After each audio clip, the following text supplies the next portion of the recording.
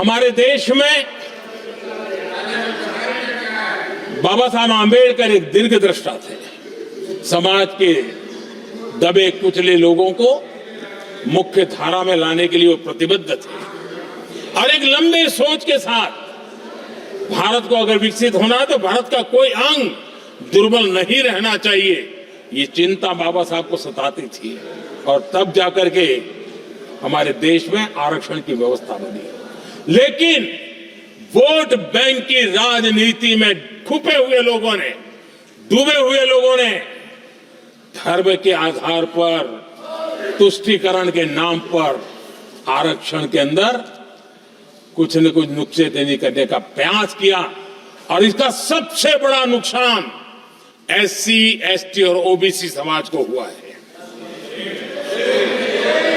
आदरणीय सभापति जी, आरक्षण की कथा बहुत लंबी है। नेहरू जी से लेकर के राजीव गांधी तक कांग्रेस के प्रधानमंत्रियों ने आरक्षण का घोर विरोध किया है।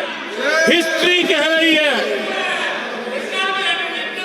आरक्षण के विरोध में लंबी लंबी चिट्ठियां स्वयं नेहरू जी ने लिखी है, मुख्यमंत्रियों को लिखी है।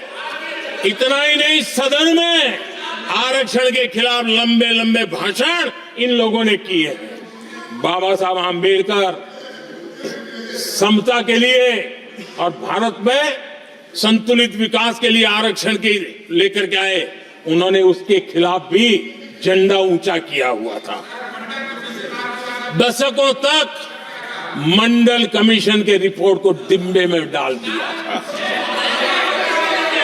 जब कांग्रेस को देश ने हटाया, जब कांग्रेस गई, तब जाकर के ओबीसी को आरक्षण मिला, तब तक ओबीसी को आरक्षण नहीं मिला।